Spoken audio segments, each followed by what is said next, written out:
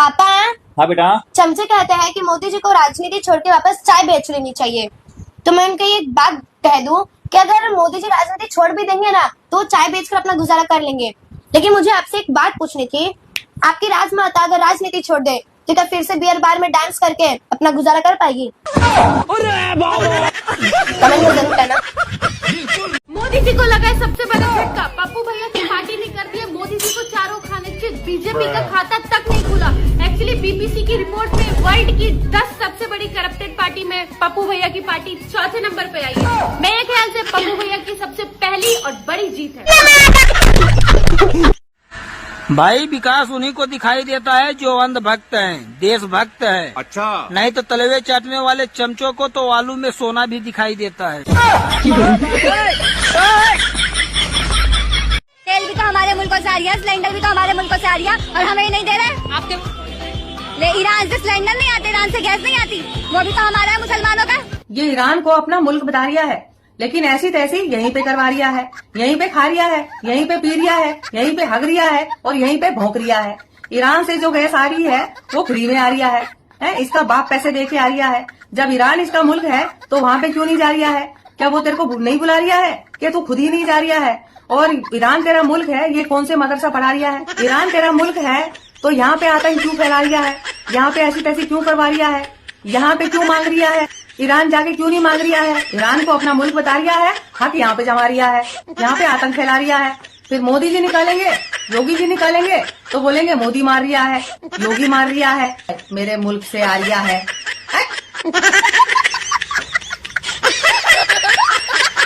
Iran से cylinder नहीं आते, ईरान से गैस नहीं आती, वो भी तो हमारा है मुसलमानों का। तो दीदी ईरान चली जाओ ना अपने देश, क्या कर रही हो भारत में? और आपका मुल्क फ्री में नहीं देता गैस और तेल, पैसे लेता है उसके बदले में। जो आपका देश ईरान है वहाँ तेल के बदले भारत से चावल और गेहूं जाता है खाने के लिए। और सिर्फ ईरान ही नहीं, जितने भी मुस्लिम देश है वहाँ भारत से 85% खाने पीने का सामान जाता है। अगर इतनी ही दिक्कत है भारत से तो अपने देश से बोल दो गैस और डीजल पीकर जिंदा रहें। इस मुस्लिम लेडीज की बात सुनकर अम्बेडकर जी की एक बात याद आती है। उन्होंने कहा था इस्लाम में भाईचारा सभी मनुष्यों के साथ नहीं है, इनका भाईचारा सिर्फ अपने धर्म के लोगों से है, बाकी मनुष्य इनके लिए गैर है। और आज इस बात को इस दीदी ने साबित कर दिया है। कितने शौक से कहा हमारा देश ईरान, कल को ईरान भारत पर हमला करता है तो मुझे नहीं लगता इस दीदी जैसे लोग भारत के साथ खड़े होंगे। इनमें एक और दिक्कत है, जब मुस्लिम देश में कुछ होता है तो सबसे पहले भारत के मुसलमान रोते हैं, चिल्लाते हैं, लेकिन जब कहा जाता है जाओ अपने देश की मदद करो तो इनमें से एक भी नहीं जाते। जब ईरान के साथ युद्ध हुआ तो बहुत लोग रोए थे, लेकिन एक भी लोग नहीं गए मदद करने ईरान। और ये वही लोग हैं जो भारत का खाकर भारत को ही गाली देते हैं और कहते हैं हमारे बाप का हिंदुस्तान है। किस हक से हिंदुस्तान है भाई? इस हलाला मशीन की वीडियो आप लोगों के फीड पर जरूर आई होगी, एक बार ये वीडियो देखो। जब हम ही ना होंगे, तेल भी तो हमारे मुल्कों से आ रही है, सिलेंडर भी तो हमारे मुल्कों से आ रही है और हमें नहीं दे रहे। आपके ले ईरान से सिलेंडर नहीं आते, ईरान से गैस नहीं आती, वो भी तो हमारा है मुसलमानों का। ये मुल्ली कह रही है कि इसके मुल्क से गैस और तेल आता है, इनडायरेक्टली ईरान को अपना मुल्क बता रही है। तो मैं इससे पूछना चाहता हूँ कि तेरी अम्मी गई थी खमैनी से हलाला करवाने या तेरा मुताह निकाह वहां पर हुआ था जो ईरान गैस और तेल दे रहा है? अरे जिहादन, अरे मुल्ली, हम ईरान को पैसे देते हैं, उसके बदले में ईरान से तेल लेते हैं। तेरे मुताह निकाह के बदले ईरान हमें तेल नहीं दे रहा, समझ गई? और दूसरी बात, यही लोग ईरान और पाकिस्तान को अपना बाप बताते हैं, अपना मुल्क बताते हैं, और जब हम इनसे सवाल पूछते हैं तो ये भड़वे आकर छाती पीटते हैं कि हर बार हमें ही क्यों सर्टिफिकेट देना पड़ता है देशभक्ति का। आतंकवाद तुम करो, जिहाद का बंबू पिछवाड़े में लेकर तुम घूमो, रेप तुम करो, क्राइम तुम करो, तो सवाल भी तो हम तुमसे ही पूछेंगे। मुता निकाह करने वाले जिहादन, मेरी जितने भी लोग ये वीडियो देख पा रहे हैं सबसे अनुरोध है कि मेरी वीडियो इतनी शेयर करना कि इस जिहादन तक, इस मुल्ली तक मेरी वीडियो जरूर पहुंचे ताकि इसके पिछवाड़े में मिर्ची लगे बढ़िया से। और सीएम रेखा गुप्ता से मेरा अनुरोध है कि इस जिहादन का इलाज बढ़िया से होना चाहिए, क्योंकि ये video Brahmpuri north east Delhi की है। माननीय सीएम रेखा गुप्ता, नरेंद्र मोदी और अमित शाह को इस वीडियो में दबा के टैग करो। इस मुता निकाह करने वाली जो जिहादन है हलाला मशीन, इसका हलाला बढ़िया से। राम राम। लड़की चलती है, ठीक है, ठेली पे आप खजूर ले लो या कुछ भी चीज ले लो, अगर वो ढका हुआ है तो वो सेफ है, अगर वो खुला हुआ है, ओपन है, तो उस पर कीड़े भी लगेंगे, मक्खी भी बैठेगी, सब तरीके का वो होगा। तो इसीलिए चीज जो है ना ढके जितनी रहेगी उतना बेस्ट रहेगा, उतना बढ़िया रहेगा। भाई ढकी हुई चीज हमेशा अच्छी लगती है कि उसमें फल उठो, क्या है लड़की हो, बढ़िया बढ़िया। एक टॉफी तुम जमीन पे गिराओ, उस पर चींटी आ जाएंगी। अब तो एक लड़की बिना हिजाब के मदरसा छापों के अकॉर्डिंग जितनी भी महिलाएं हैं, खास करके मुस्लिम महिलाएं हैं, वो टॉफी है, वो खजूर है, वो मिठाई है, वो चीज है, वो फ्रूट है, लेकिन हम इंसान बिल्कुल भी नहीं है। भारत के संविधान ने हम मुस्लिम महिलाओं को बोलने की आजादी दी है, रहने की आजादी दी है, खाने की आजादी दी है, पढ़ने लिखने की आजादी दी है, जॉब करने की आजादी दी है, शादी करने की आजादी दी है, यहाँ तक कि अकेले इंडिपेंडेंट रहने की भी आजादी दी है। लेकिन ये अभी तक 1400 साल पुरानी सोच लेकर के चल रहे हैं इस मॉडर्न जमाने में भी। इन हरे टिड्डों का लॉजिक देखो, इनका कहना यह है कि भाई जितनी भी महिलाएं अगर ढकी हुई रहेगी तो वो सेफ रहेगी। लेकिन मेरा सवाल यह है कि किससे सेफ रहेगी? हमें प्रॉब्लम किससे है? हमें दिक्कत किससे है? हमें सेफ्टी की जरूरत किससे है? तुम जैसे दो कौड़ियों के मर्दों से। यस एग्जैक्टली, हम अपनी जगह पर बिल्कुल सही है, प्रॉब्लम तुम में है। और वैसे भी इस्लाम है ना, महिलाओं से पहले मर्दों को इजाजत देती है कि तुम पर्दे में रहो, आंखों का पर्दा करो। सामने वाली कुछ भी पहने, तुम्हें उससे क्या? तुम अपने आंखों का पर्दा करो, तुम अपने आप पे कंट्रोल रखो, उसके बाद हमें आके बोलना। 100 की सीधी एक ही बात है भाई, जो महिलाओं के साथ गलत कार्य करता है वो ये नहीं देखता कि वो ढकी हुई है या वो साड़ी पहनी है या वो बुर्का पहनी है, वो किस एज की है, वो हिंदू है, मुस्लिम है, किस जात की है। नहीं, वो ये देखता है बस लड़की है, जिंदा है, बस उसके उतना काफी है।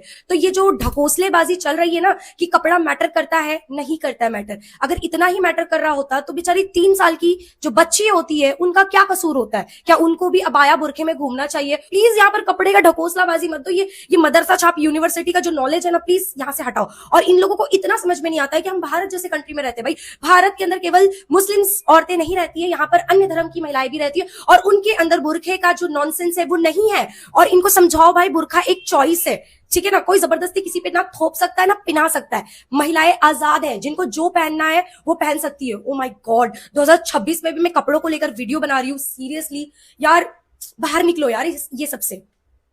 कैमरे के सामने नागिन की तरह लहरने वाला ये गोला, आप ये देखिए क्या बोल रहा है। 50 लाख का बजट है बीजेपी के ब्रांड कोलैब के लिए। About the campaign to celebrate BJP victory in West Bengal with high energy. मतलब आप इनके अंदर के गट्स, इनके अंदर का कॉन्फिडेंस देखिए कि पूरे तरीके से गलत होने के बाद भी अपने आप को ऐसे पेश करते हैं कि हमसे अच्छा कोई नहीं हो सकता, हमसे सच्चा कोई नहीं हो सकता। बहन उस पेड वीडियो को भूल गई क्या, जिसे बता रही थी कि ये तो ट्रायल वीडियो है, मुझे तो एक स्क्रिप्ट दी गई थी। जब लोगों ने तुम्हारी लंका लगाई तो तुमने बोल दिया कि वो तो ट्रायल वीडियो थी। बहन ट्रायल वीडियो थी तो उसे तभी डिलीट कर देना था, वायरल होने के बाद डिलीट नहीं करना होता। होगा कि अबू आसिम आजमी के खिलाफ मेरी एक वीडियो वायरल हो रही है। मैं सिर्फ ये क्लैरिफाई करना चाहती हूँ कि ये वीडियो मुझ द्वारा वेरीफाइड नहीं है। मुझे एक स्क्रिप्ट दी गई थी और एक ट्रायल रिकॉर्डिंग के लिए बोला गया था। जो लोग नए नए कन्वर्ट होते हैं वो इसलिए ज्यादा कट्टर होते हैं क्योंकि उनको दुनिया को दिखाना होता है कि उसने जो गू खाया है, गू वो अमृत से भी ज्यादा स्वादिष्ट और फायदेमंद है, समझे? राम राम। राहुल गांधी की इस पोस्ट को पढ़िए और उसमें बता रहे हैं कि किस तरह से हमारे देश के प्रधानमंत्री, बताओ हमसे, मतलब हमसे त्याग करने के लिए कह रहे हैं कि भाई पेट्रोल कम खर्च करो, मेट्रो इस्तेमाल करो, वर्क फ्रॉम होम करो। और सबसे बड़ी बात कहते हैं गोल्ड मत खरीदो। ये भी कोई बात है? मतलब पहली बार ना मैं राहुल गांधी से बिल्कुल सहमत हूँ और ये बिल्कुल सही कह रहे हैं, बिल्कुल नाकाम सरकार। और ये क्या कह रहे हैं, वो कॉम्प्रोमाइज प्रधानमंत्री ना। फिर देख लेते हैं कि मोदी जी हमें क्या कह रहे हैं। This is the temptation to buy gold. You can have it for 6 months, 1 year. Almost minimal gold imports into the country. It will dramatically change the situation of the current account. Modi ji सब कुछ ठीक है, पर आपकी शक्ल इतनी बदली बदली क्यों लग रही है मुझे? ओह सॉरी राहुल गांधी और चमचो, गलती हो गई मुझसे। मतलब मुझसे गलती से पी चिदम्बरम साहब की वीडियो लगी जो कि कांग्रेस के कार्यकाल में फाइनेंस मिनिस्टर थे। फिर से शुरू करते हैं। I would therefore appeal to the people to moderate the demand for gold, which leads to large imports of gold. I may add that we may be left with no choice but to make it a little more expensive to import gold. This matter is under government's. क्या हो गया? कितनी बार कहा P Chidambaram सामने हमें gold मत खरीदो, gold मत खरीदो। सुन तो लिया क्या राहुल गांधी, मतलब कुछ भी बोलते रहते हो, रोका क्यों नहीं इनको बोलने से? चलो फिर से शुरू करते हैं। अगर वहाँ कोरिया में लड़ाई हो तो उसका असर यहाँ पड़ जाता है चीजों के भाव पर, हमारे बाबू की बाहर बात। अगर अमेरिका में कोई बात हो तो उसका असर यहाँ की चीजों के दाम में पड़ जाए। बता पप्पू, अब मैं क्या करूं? मैंने कितनी कोशिश की तेरी साइड लेने की, बता। अब ये चाचा नेहरू निकल आए। एक लास्ट ट्राई करते हैं, अब देखते हैं मोदी जी ने क्या कहा। सबसे पहले डीजल के दामों में बढ़ोतरी और एलपीजी सिलेंडरों पर लगाई गई सीमा के बारे में बात करना चाहूंगा। इसके लिए पैसा कहां से आता? पैसा पेड़ों पर तो लगता नहीं। ये है हमारे एक्सीडेंटल और साइलेंट प्रधानमंत्री। वैसे तो इनको आपने कुछ बोलते हुए ज्यादा सुना नहीं होगा, लेकिन जब बोलने के लिए मुंह खोला तो यही बताते हुए नजर आए कि पेट्रोल और गैस की कीमतें हमने क्यों बढ़ा दिया। और वैसे भी ना पैसे पेड़ पे नहीं उगते हैं। वो अलग बात है कि मोदी जी ने 2014 के बाद में पैसों का झाड़ लगाया था कि कोई भी दिक्कत हो जाओ, झाड़ो और पैसे उठाओ और चलो अपने काम पे ना।